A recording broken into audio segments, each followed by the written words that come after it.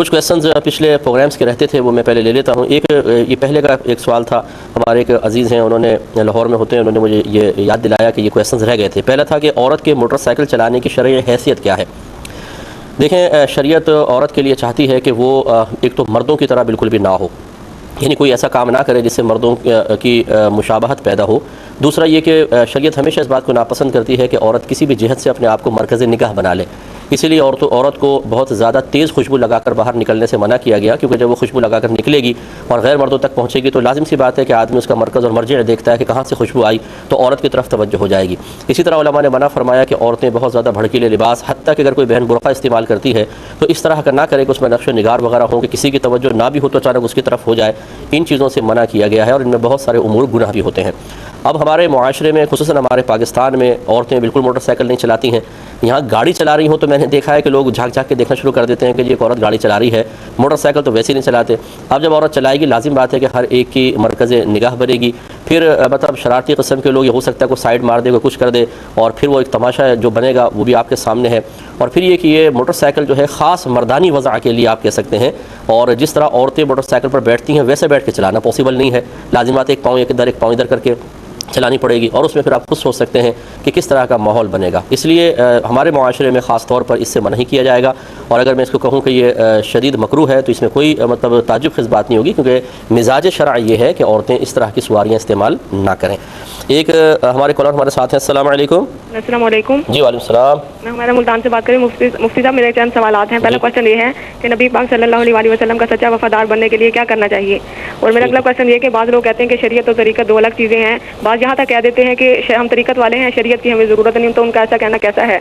और मेरा अगला क्वेश्चन ये है कि ख़वातीन अपने नफ्स का तज़किया घर में रहते हुए किन ज़राए और तरीक़ों को इस्तेमाल करके कर सकती हैं, क्योंकि वो मर्दों की तरह उलेमा किराम से उस तरीके से राब्ते में नहीं रह सकती, तो उनको क्या करना चाहिए। और मेरा एक क्वेश्चन रह गया था, आपने उसका आंसर नहीं दिया कि ऐसा कहना कैसा है कि अल्लाह ने मेरी किस्मत में सूद खाना ना लिखा होता, और इस तरह से कहना कि अल्लाह ने गंदे रिश्तेदार मेरे नसीब में लिख दिए हैं। और मेरा अगला क्वेश्चन ये है कि इस तरह से कहना कैसे है। और अगला क्वेश्चन ये है कि हालत हैज़ में औरत मज़ारात या कब्रिस्तान से गुजर सकती है कि नहीं। बाद लोग महफिल का इनेकाद करते हैं तो रास्ते को बंद कर देते हैं, तो उसके लिए गुजरना ठीक होगा कि नहीं मजबूरी की हालत में।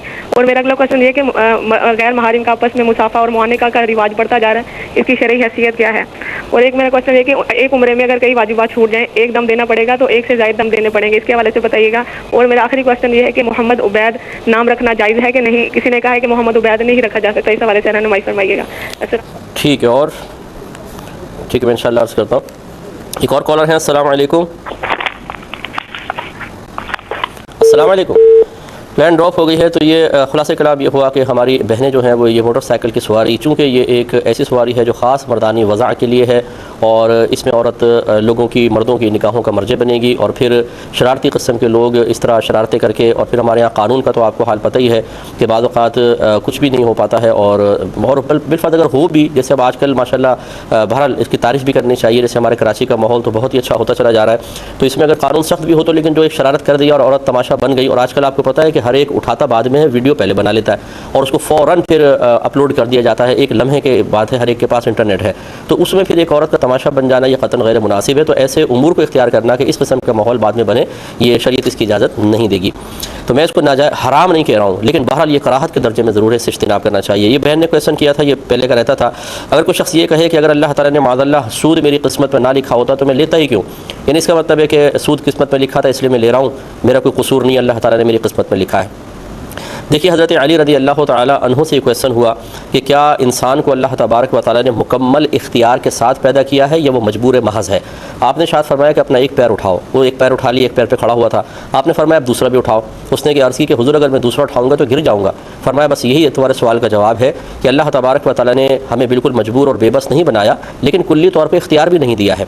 तो अब खुलासे कलाम ये है कि हम जब अच्छे अमाल करते हैं, अदब यह है कि उसे अल्लाह की तरफ मंसूब किया जाए, और जो हम बुरे अमाल करते हैं इसमें चूँकि हमारे अपने इरादे और कोशिश का भी दखल होता है, लिहाजा इसे अपनी तरफ मंसूब करें। अल्लाह तबारक व तआला की तरफ मंसूब करना बहुत बड़ी बेअदबी है, और इस किस्म के लोग दलीलों से कम समझते हैं।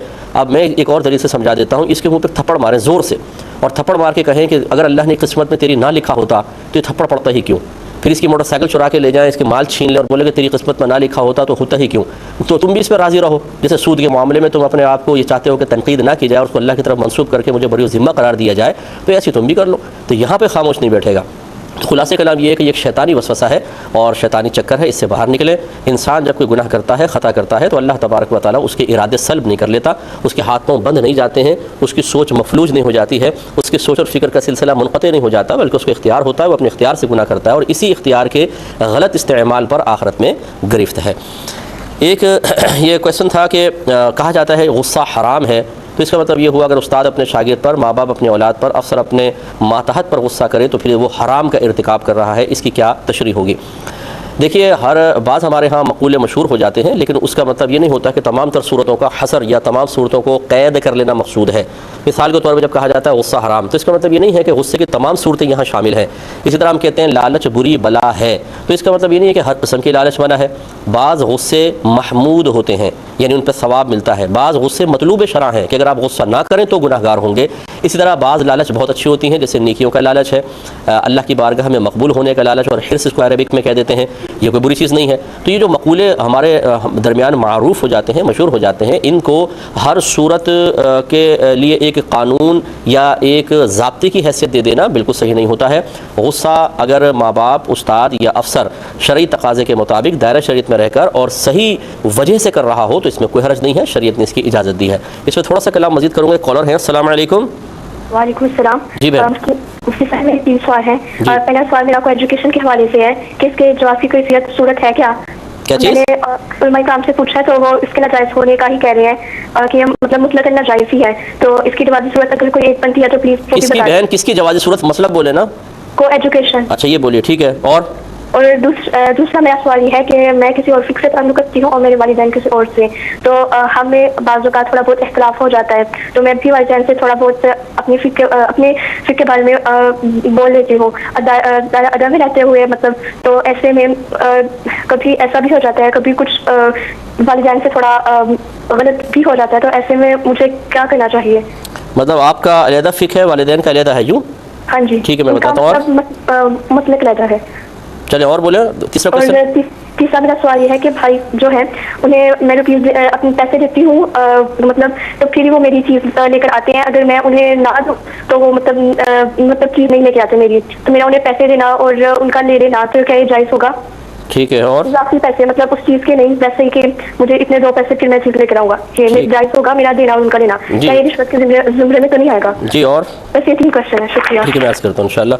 तो गुस्से के बारे में आपको बता रहे थे कि चले पहले एक और कॉलर है, उनकी भी कॉल ले लेते हैं, फिर जवाब शुरू करेंगे। अस्सलाम वालेकुम। अस्सलाम वालेकुम। वालेकुम अस्सलाम व रहमतुल्लाहि व बरकातुहू। मुफ्ती साहब, बड़ी मुसीबत से आपका नंबर मिल गया, मैं आपसे बातें हो रहा हूँ। इसको मुसीबत नहीं कहते, आप अल्लाह की रहमत कह सकते हैं।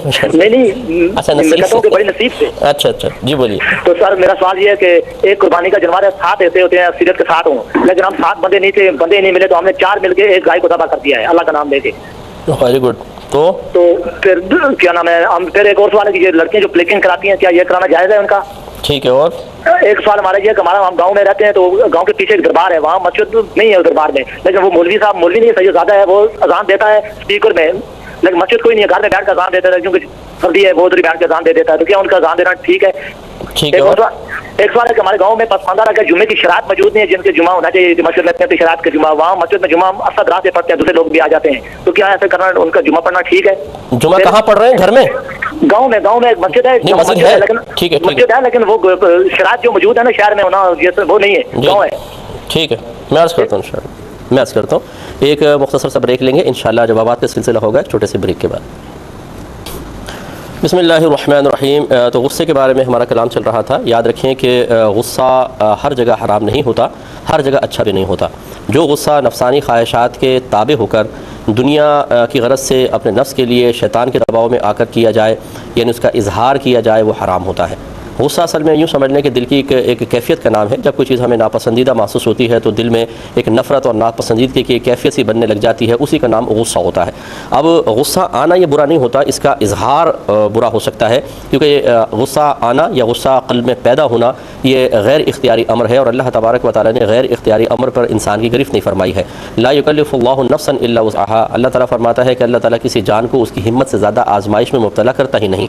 तो गुस्सा आना बुरा नहीं होता, लेकिन उसका इजहार फिर अच्छा या बुरा हो सकता है और इजहार होता है आँख के ज़रिए या ज़बान के ज़रिए या हाथ के ज़रिए या पैर के ज़रिए, घूर कर देखा, बुरा भला कह दिया, हाथ से मार दिया, पैर से मार दिया, ये गुस्से का इजहार है। तो अगर इंसान ये देखता है कि अल्लाह ताला की रज़ा की खातिर नहीं बल्कि अपनी ज़ात की खातिर दुनिया के लिए गुस्सा आया है तो उसको पीना वाजिब है, और पीने का मतलब ये होता है कि उसका इजहार ना होने दें। और अगर गुस्सा अल्लाह तबारक व तआला की रज़ा की खातिर आया है, मिसाल के तौर पे कोई अल्लाह के हक़ में कोताही कर रहा है, नाफरमानी कर रहा है, इबादत तक कर रहा है, गुनाह कर रहा है, बुरा फेल कर रहा है, इस वजह से क़ल्ब में गुस्सा पैदा हुआ है, तो ये अल्लाह की रज़ा की खातिर है और ये नबियों के लिए, नबियों की खिदमत में ऐसा गुस्सा हाजिर हुआ है, उन्होंने इसका इजहार भी किया है। ऐसा गुस्सा पैदा होना भी बहुत अच्छा है और इसका इजहार करना हिकमत के साथ ये भी बहुत अच्छा है। और एक गुस्सा ऐसा होता है जिसका इजहार बाद वक़्त वाजिब हो जाता है। जैसे अगर उस्ताद अपने शागिर्दों को निकम्मेपन की तरफ माइल देखे और वो समझता है कि गुस्से की वजह से मैं इनको दीन की तरफ, पढ़ाई की तरफ ला सकता हूँ, तो थोड़ा बहुत इजहार गुस्से की इजाज़त है, यानी सही माकूल। वो नहीं कि डंडा मार मार के हाथ पाँव तोड़ दें, इसकी शरीयत इजाज़त नहीं देती है।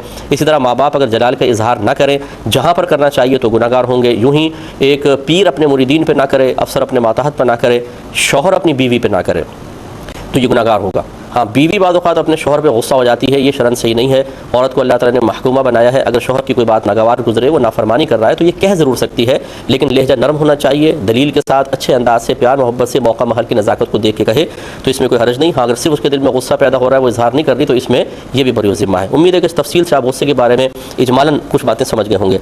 एक भाई ने क्वेश्चन किया था कि गवर्नमेंट अस्पताल से बाद औक़ात में इलाज करवाते हैं, वो लोग दवाइयाँ देते हैं, बाज़ दवाइयाँ बच जाती हैं, वो घर में पड़ी रहती हैं, उनका क्या किया जाए? देखें, जब गवर्नमेंट ने ये सहूलत दी होती है कि आप कम पैसों में दवाइयाँ गवर्नमेंट हॉस्पिटल से ले लेते हैं या बाद वक्त फ्री भी, मुफ्त में भी देते हैं, और डॉक्टर ने ही आपको वहाँ से दी हैं और वाकई आप बीमार भी थे, ये नहीं कि आपके रिश्तेदार थे यार 4-5 वो फुला के पत्ते देना, उसने निकाल कर दे दिया और आप घर ले आए, तो ये तो लेना ही नाजायज़ था क्योंकि ना आप बीमार हैं ना कुछ, और आपने वहाँ से ले लिए। अगर आप वाकई बीमार हैं, डॉक्टर ने आपको सजेस्ट किया, फिर वहाँ से आपको बाकायदा ये चीज़ें दी गई, तो आप इसके मालिक हो गए हैं। अब आप चाहें तो खुद यूज़ कर सकते हैं, बच जाएँ तो दूसरे को भी दे सकते हैं, और बहुत बेहतर है कि वापस हॉस्पिटल में अगर दे दें, एक्सपायर इसकी डेट वगैरह अभी एक्सपायर नहीं हुई है, वो दवाई एक्सपायर नहीं हुई है तो उसको दे दीजिए वापस ताकि दूसरे के काम आ जाए। तो खुलासे कलाम ये है कि जो इस तरह के हॉस्पिटल्स में सहूलत फराहम की जाती है, उन दवाइयों के आप मालिक हो जाते हैं, रखना चाहें रखें, खुद इलाज करते रहें, बाद में इस्तेमाल कर लें या वापस कर दें, तो ये बहुत ही अच्छी बात है। एक बहन ने क्वेश्चन किया कि नबी करीम सल्लल्लाहु अलैहि वसल्लम का सच्चा वफ़ादार बनने का क्या तरीका है?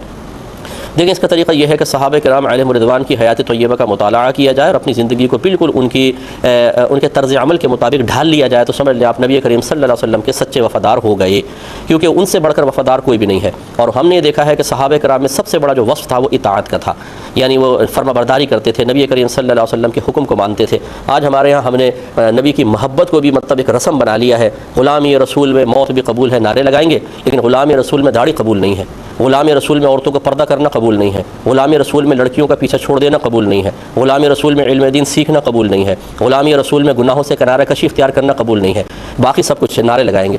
तो ये कोई वफ़ादारी होती है? ये सच्ची कोई ग़ुलामी कहते हैं? अगर कोई आपकी इस तरह की ग़ुलामी करे कि नारे आपके नाम के लगाता रहे और कहना आपका एक भी ना माने, तो क्या आप उसको अपने पास रखना चाहेंगे?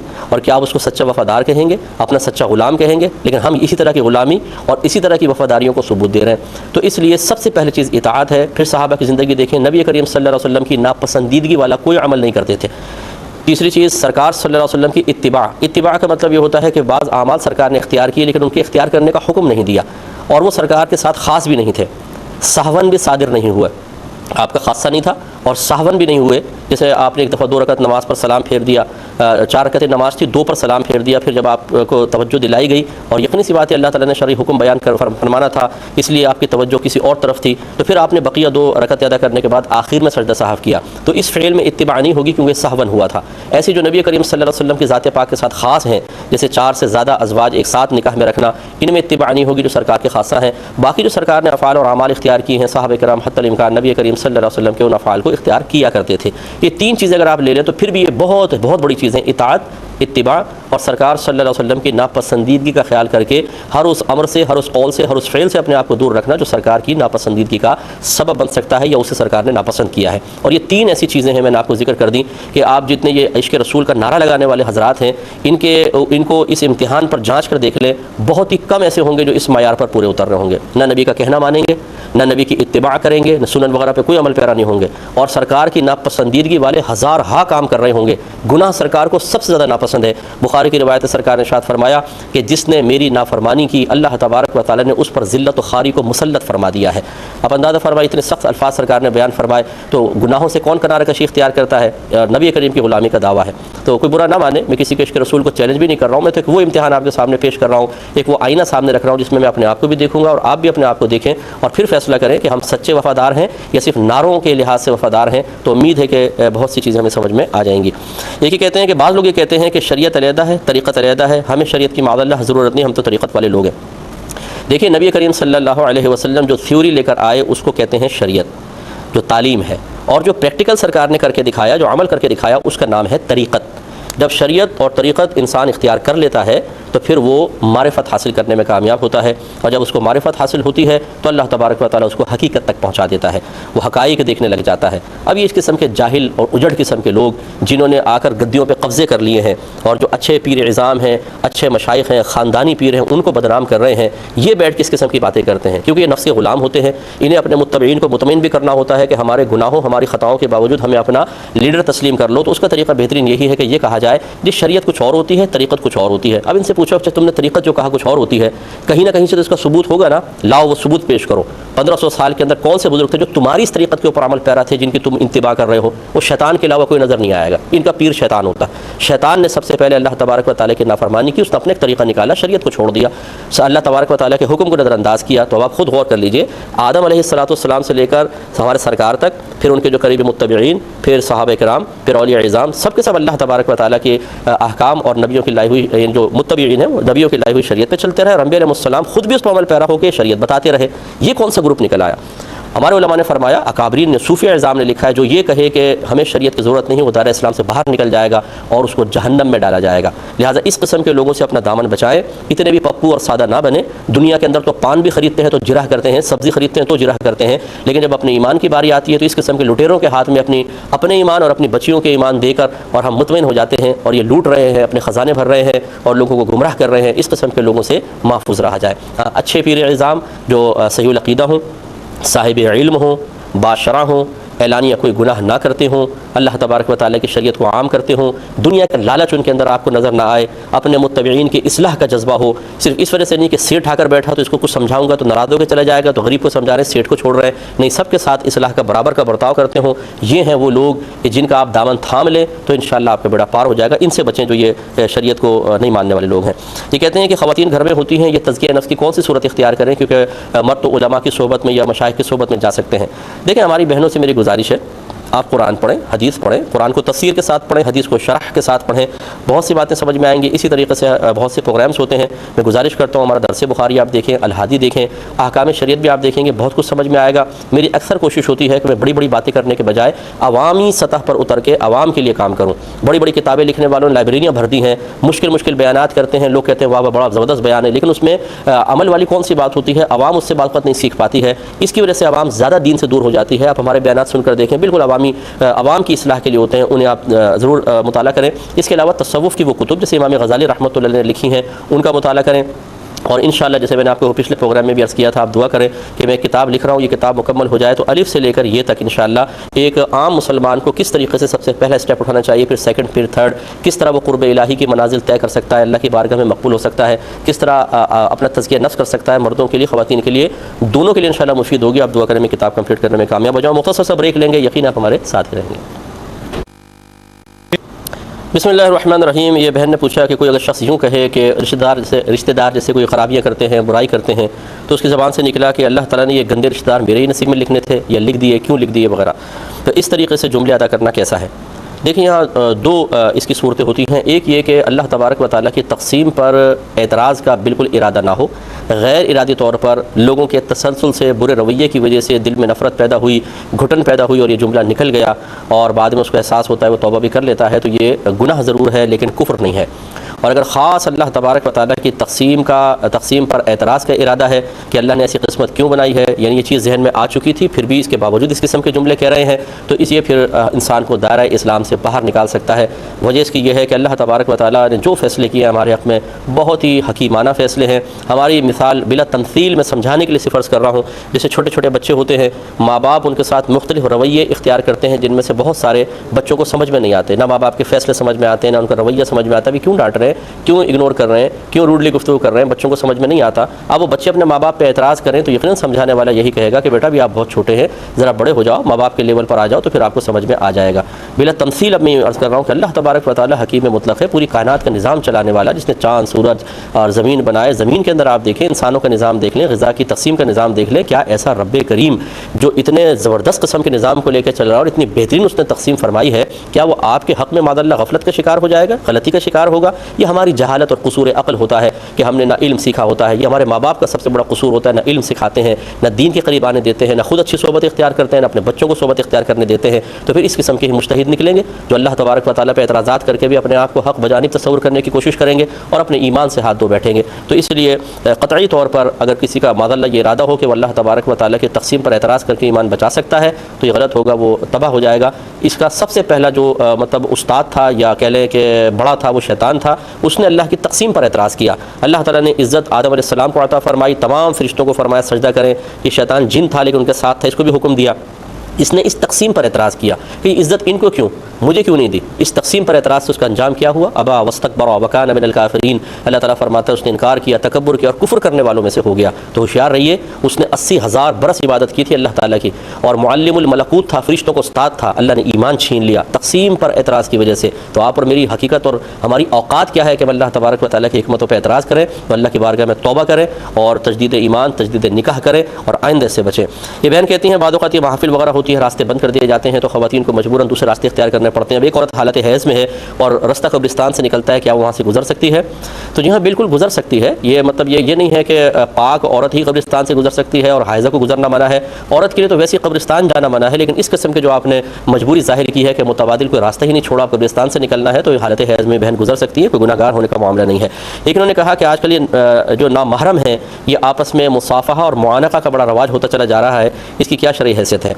तो बिल्कुल वाज़ेह से शरई हैसियत है कि जो शरीयत नामहरम मतलब मर्द को औरत और औरत को बुरी नज़र के साथ मर्द को देखने को मना करती है, नज़र का हुक्म इतना सख्त है, तो फिर मुसाफ़हा करना, फिर मुआनका करना, और आजकल एक और बिद्दत क़बीहा निकल गई है, गाल से गाल मिलाना। ये मैंने अक्सर ये महसूस किया, ये वो तबका होता है कि जो एक तो अपने आप को सबसे मुनफरिद दिखाना चाहता है कि देखें हम दीन की पाबंदियों को बर्दाश्त नहीं करते, हम पुराने लोग नहीं, हम नए लोग हैं। ये इनके अंदर एक एहसास कमतरी होता है, जिस एहसास कमतरी को ख़त्म करने के लिए इस किस्म की ऊँची हरकतों की तरफ आ जाते हैं और फिर दूसरों को हक़ारत की निगाह से देखेंगे, ये चूँकि नहीं कर रहे तो ये बैकवर्ड लोग हैं, हम हैं मॉडर्न लोग और हमने देखो ये कारनामा किया है। और इनको जब समझाया जाए तो कहते हैं कि भाई आप हमें हमारी ज़िंदगी हमारी दुनिया में रहने दें, आप वही पुराने रस्मों पर चलते रहिए। लेकिन इनसे मैं गुजारिश करता हूँ ज़रा मैदान माशर का तस्वुर जहन में लाएँ। सब ख़त्म हो चुका है, आप अल्लाह की बारगाह में खड़े हैं और वहाँ पर शरीयत के मुताबिक हिसाब व किताब होगा, आपके बनाए हुए रूल्स के मुताबिक, आपकी दुनियावी रसूमात और आपके बनाए हुए कवानीन के मुताबिक नहीं होगा। उस वक्त ये मुसाफ़ा करना, नामहरम से गले मिलना और मादल्ला गाल से गाल मिलाना किस कदर अजाब का सबब बनेगा। और जिन लोगों को आप इन उमूर की बिना पर अपने आप को मुनफरिद और अपर लेवल पर और दूसरों को हक़ारत की निगाह से देख रहे थे, जो ऐसे काम नहीं कर रहे थे, वो इज़्ज़त के साथ होंगे और आप अल्लाह ना करे कि ज़िल्लत का शिकार होंगे। तो ऐसे उमूर के जिनसे दुनिया का कोई फ़ायदा नहीं बल्कि अल्लाह की सरी नाफरमानी और अलानी नाफरमानी पर मुश्तमिल हो, मैदान माशर की ज़िल्लत को अपने जहन में रखते हुए उनसे बचना इंतहाई ज़रूरी है। तो ये गुनाह है, हराम है। एक कहते हैं कि अगर कोई हज उम्रे पर गया और वहाँ पर बहुत सारे जराइम हो गए, उससे यानी गलतियाँ हो गई, तो कितने दम लाजिम होंगे? लेकिन जितने जुर्म होते जाते हैं उतने ही दम लाजिम होते चले जाएंगे, देना होगा। एक कहते हैं कि मोहम्मद उबैद नाम रखना कैसा है? मुनासिब नहीं है, क्योंकि उबैद मतलब होता है छोटा सा गुलाम, यानी हकीर सा गुलाम, और मोहम्मद और इसके साथ फिर इस तरह मुनासिब नहीं। इसलिए बाद अकाबरीन ने फरमाया मोहम्मद असग़र नाम रखना सही नहीं है। असग़र माने दूसरों के मुकाबले में छोटा। अब मोहम्मद असग़र ये अजीब मफ़हूम बन रहा है, तो ऐसा कोई नाम सरकार के नाम के साथ, यानी अगरचे वो सरकार का नाम नहीं है, इस वक्त हमारा नाम है, लेकिन बहरहाल इस नाम को रखा इसलिए कि हमारे नबी करीम सल्लल्लाहु अलैहि वसल्लम का नाम था। तो इस तरह दो नामों को ना मिलाएं, कि अगर मिलाया जाए तो गलत किस्म का मफ़हूम निकलता हो, इससे इज्तिनाब करना चाहिए। लेकिन उन्होंने पूछा कि कोएजुकेशन जो तर्ज़ तालीम है ये कैसा है, जायज़ है कि नाजायज़ है? देखें यहाँ पे चंद सूरतें हैं, मैं पहले भी इसको कह चुका हूँ। एक ऐसी सूरत है कि आपके लिए कोई चॉइस ना हो, आपको पढ़ना लाजिम है और इसी माहौल में पढ़ना लाजिम है, इसके अलावा कुछ नहीं हो सकता, तो फिर इसमें शरन बिल्कुल इजाज़त होगी। जैसे बाहर के तमाम मुल्कों के अंदर ऐसी मामला है कि तालीम लाजिम है लेवल ओ लेवल तक, और कोई एजुकेशन सिस्टम होता है आप उसमें शुरू में बाद वक्त ऐसा होता है, बाद स्कूल जैसे लड़कियों के लेते हैं लड़कों के लेते हैं, लेकिन बहरहाल आगे सब ऐसी सिस्टम होता है, तो वो एक मजबूरी की सूरत है। वहाँ पर हत्तल इम्कान अपने बच्चों को इख्तिलात के बारे में, उनके नुकसानात के बारे में बताया जाए तो इंशाअल्लाह उम्मीद है अल्लाह की ज़ात पाक से कि अल्लाह ताला दरगुजर फरमाएगा।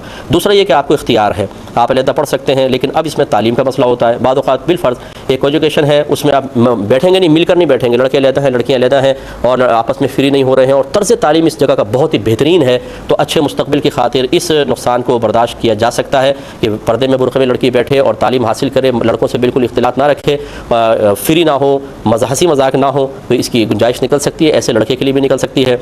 और अगर ऐसा नहीं है, आप अलहदा पढ़ सकते हैं, तर्ज़ तालीम भी बहुत अच्छा है और कोई इसमें ज़बरदस्ती भी नहीं है कि आप साथ मिलकर बैठें, तो फिर हुक्म शरई होगा कि लड़के लड़कों के कॉलेज में पढ़ें या स्कूल में पढ़ें और लड़कियाँ लड़कियों के कॉलेज या स्कूल में पढ़ें, फिर इख्तिलात करना ये शरन सही नहीं होगा।